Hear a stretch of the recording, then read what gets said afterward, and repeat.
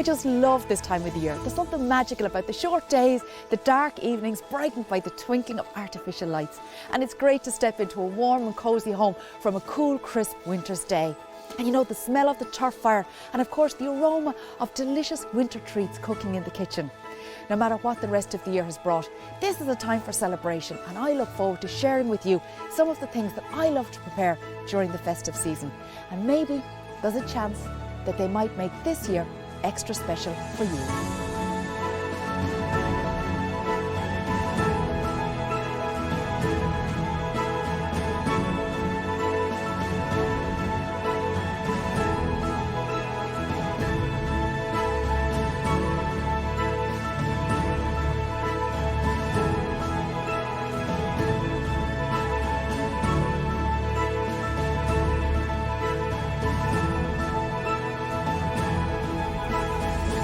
In Ireland, we are blessed with amazing produce, and it's easy to take it for granted. But it's only made possible by the hard work and creativity of local people following their passion. Just a few drops of bitters can transform a simple soda into something special. And in the heart of Dublin, Jared has been creating bitters which celebrate native flavours. Bitters are an extraction of flavours from botanicals that are used to enhance or expand the flavour of beverages and food. Exactly like you use salt and pepper for your food, use bitters for your drinks. The process is cold maceration. We use 75-litre tanks to macerate all of the different botanicals in the neutral spirit. The spirit will then extract all of the flavours from the different botanicals, and then we filter it through several different filters and then bottle it. All of that is done here on site. Start to finish, each batch can take as little as 45 days. Some of them take 60 and even 70 days. So when you're talking about bitters, you really couldn't find anything more handmade than the bitters that we make here. We have 3 bitters in our core range. We have the Marmalade Citrus, the Aromatic Hedgerow, and the Chocolate Factory. The Marmalade, which is probably one of my favourites, is a complex mix of 16 different types of citrus elements. So we've got lemongrass, we've got bergamot, we've got bitter orange. If you want to add a lift or a brightness to any of the drinks, that's the one that I lean on. So we have Europe's smallest bonded production warehouse. It's 12.5 square meters. Fortunately, we've got fairly high ceilings, so we make use of the space cubically. We've got 60 different botanicals on the shelf here behind me. And the number of combinations that you can come up with, just those 60, is huge. I mean, my wish list, my shopping list is about 300 long.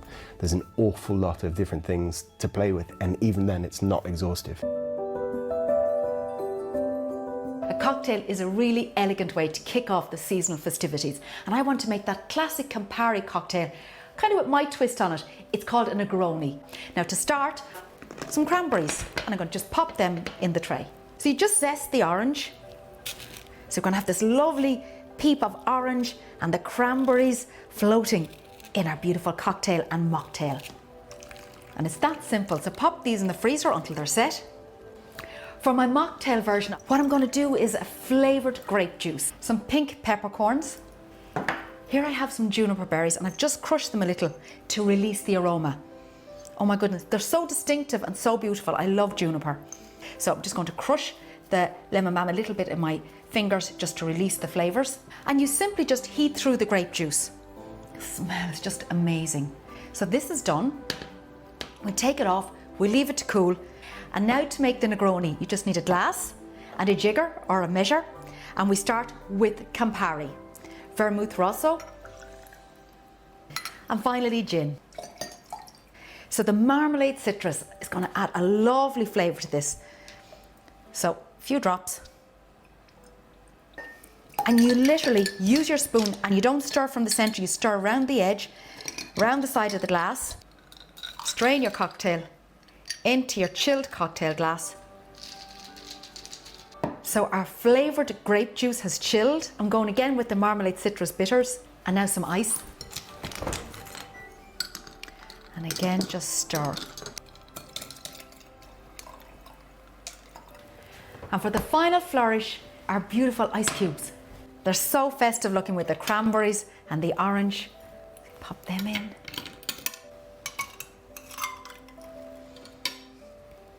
This is my take on the classic Italian Negroni and a mocktail version with all the flavours of the Negroni.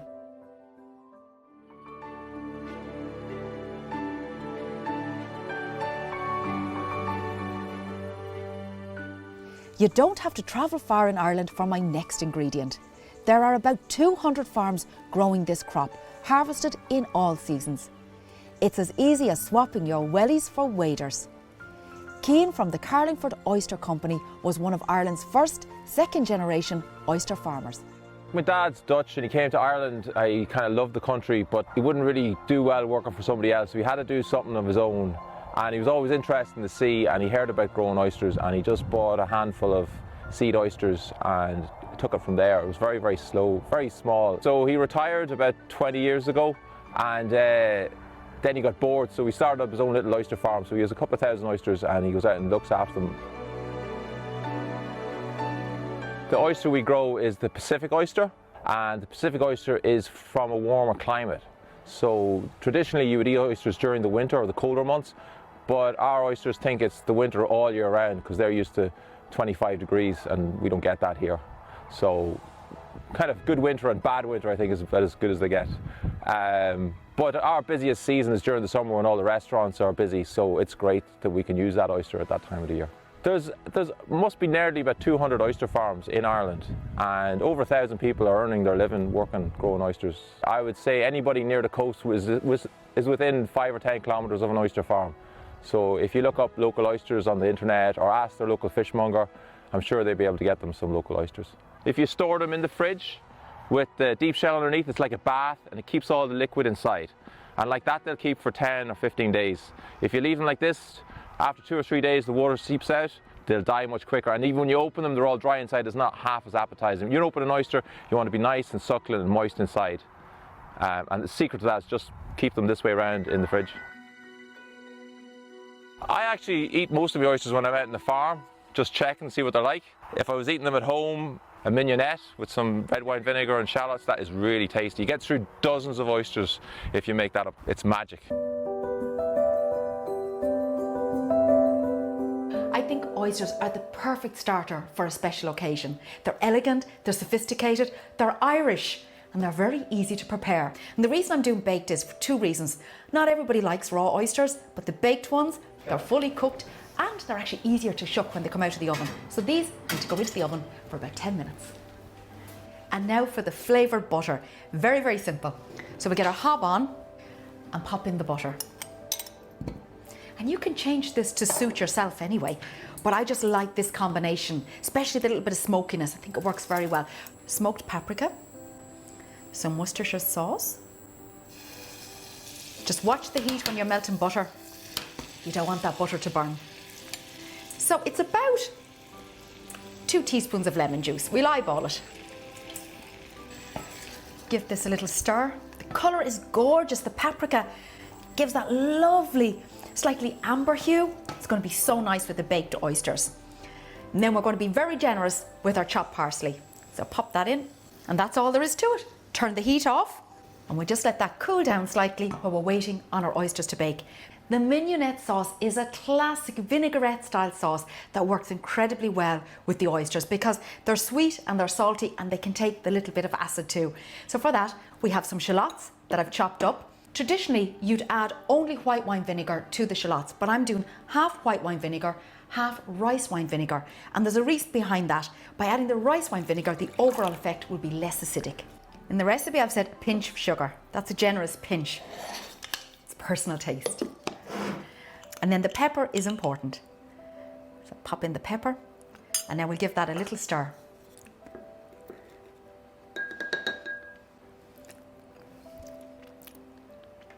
Ooh, it's lovely and sharp. You've got the bite of the shallots and the vinegar.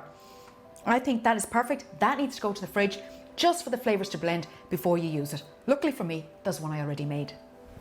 Now you can serve this on the side, but typically you would take a little bit of the shallot like this and just spoon it over the top of your oyster. You don't want too much of the vinegar mix. It's mostly the flavoured shallot that's bringing that extra little bit of pizzazz.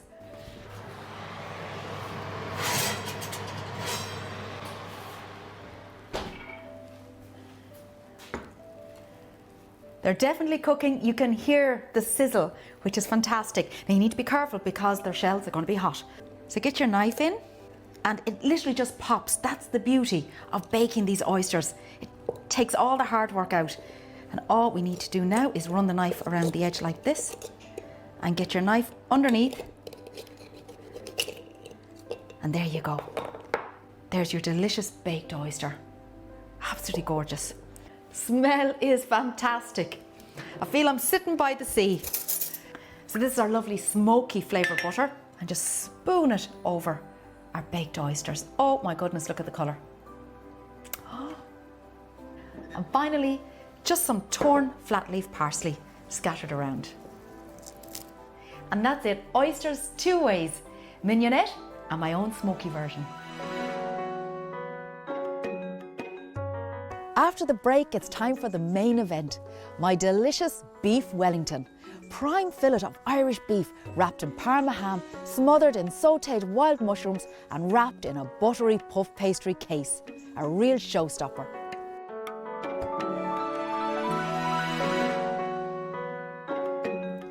For me, this time of the year is almost as much about the build-up, the anticipation, the simple excitement of hanging up a stocking, hoping to see it filled by the morning, and about planning a spectacular menu to share. I really think that the sides, the sauces and the vegetables are even more important than the meat. And if you're Irish, there is one vegetable that is king of them all. And if you don't get your potatoes right, nobody will be shy about letting you know. If you really want to show off, you can't do any better than starting with the best quality potato you can lay your hands on. And Maria from Ballymakenny Farm has been causing quite a stir in the world of Ireland's favourite tuber. It was a chance conversation with a vegetable grower, put me onto the purple potato, and I convinced a couple of chefs, it wasn't too hard to be fair, to use some of our purple potatoes, and very quickly we realised there was a business in it. I'll be 50 now in the next couple of weeks, and I'm on the farm since I was 19, and we were growing potatoes back then. That's Mayan Rose. We have the lovely pink fir apple. Heritage variety going back to the 1800s. It's a real chef's favourite, this one. We have our beautiful red Emily. I have to say one of my favourites, to be honest. It's a beautiful sweet flavour, lovely. It complements with Violetta really, really well. There's a real earthiness to the Violetta and a little more sweetness to the red Emily. So together on a plate, they're lovely. And obviously the colours together are fascinating. And the beautiful Mayan Gold. That is another fingerling potato. The flesh, you can't really see it, but the flesh is so yellow. It really lives up to its name. Such a golden flesh on the inside. We have been quite blown away. We grew the Mayan Gold for the first time last season. And as soon as we tasted them, we knew. The Violetta was our first one. It's our flagship. That was our first one we grew the first year, and since that we now, as Maria said, we have six or seven different varieties. Two of them are heritage potatoes that date back to the 1800s, but the others would have heritage if you like in them. So they would have been born from a heritage variety, and because they go back so far, they haven't been bred to be resistant to a lot of the diseases that the more modern potatoes are bred to be resistant to. So it is more challenging, but it's very rewarding. David is a man of simple tastes when it comes to his spuds, steamed with butter and some salt.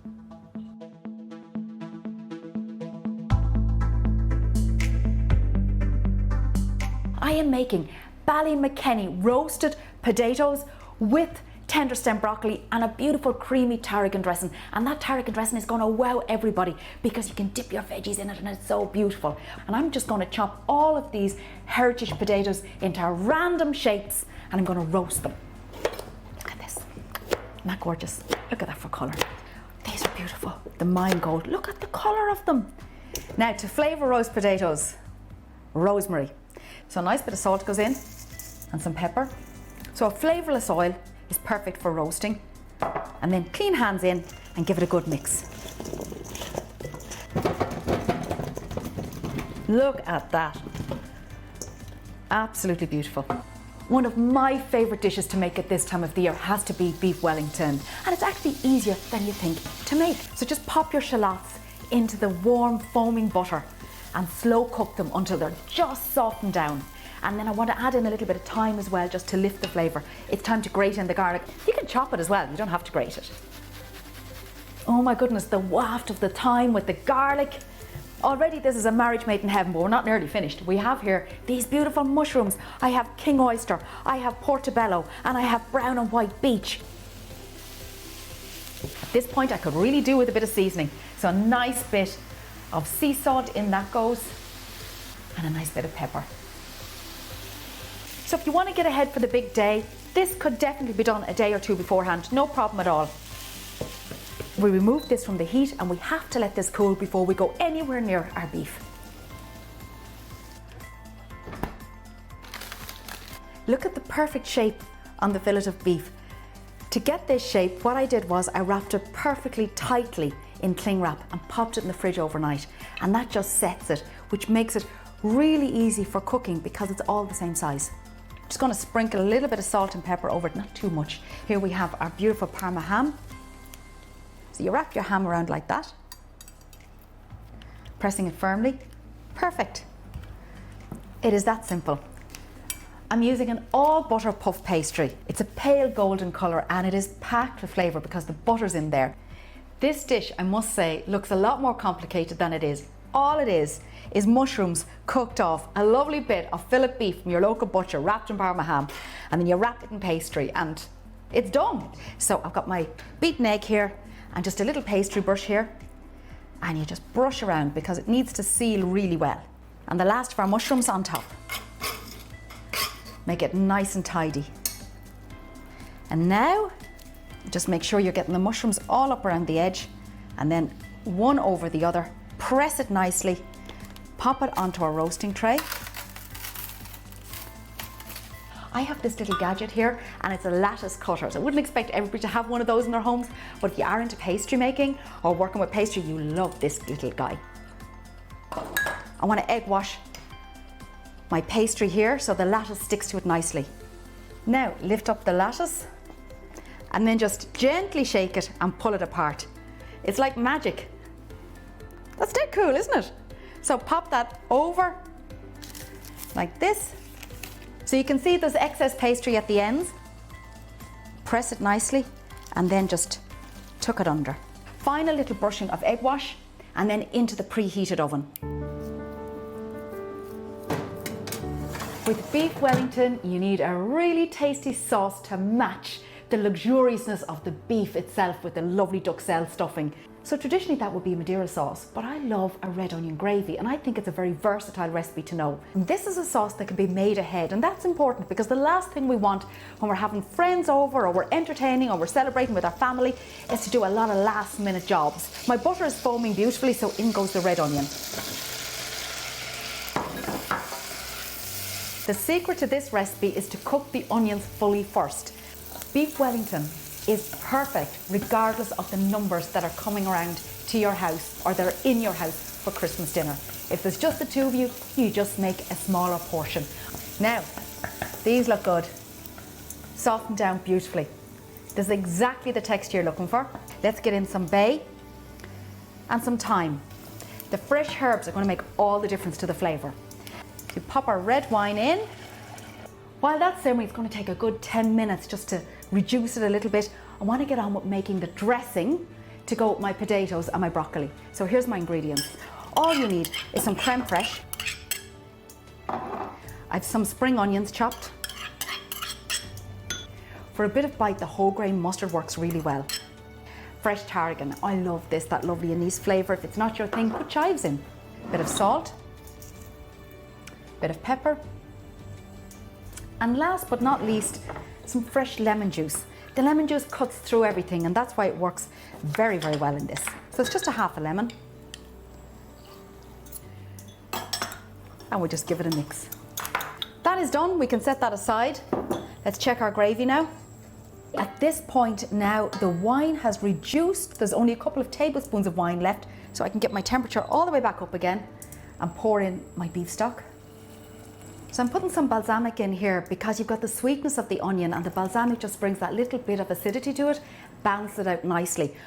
I'm very happy with that. Look at that. That's a winner for me.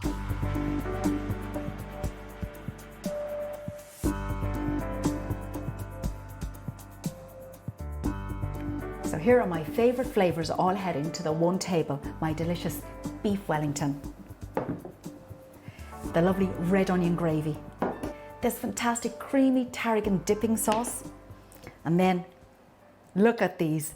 This is beautiful Ballymakenny Farm roast potatoes with tender stem broccoli.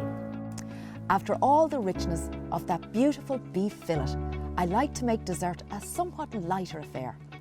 Panna cotta is delicious and creamy and can be flavoured in so many different ways, but it wouldn't be a festive dessert without a seasonal twist. I'm making an eggnog panna cotta, and for that we need to start with our egg yolks and our sugar. Just make sure you've got all the sugar blended in, and that'll do it. It's lovely and pale and light looking. Now we need to cook the cream. Milk, so a little pinch of the nutmeg and our rum. So to set this dessert, you need gelatine. Squeeze out the excess liquid, and then you pop it in to your hot cream. The cream is now just boiling. Take it off the heat and just stir in your gelatine. And then pour in your hot milk into the egg mix. So you want to move quickly. You don't want your egg to scramble with the hot cream. So that's why you keep whisking swiftly. That's it. We just leave that to cool for a couple of minutes, and then I'll get it into my glasses and into the fridge to set.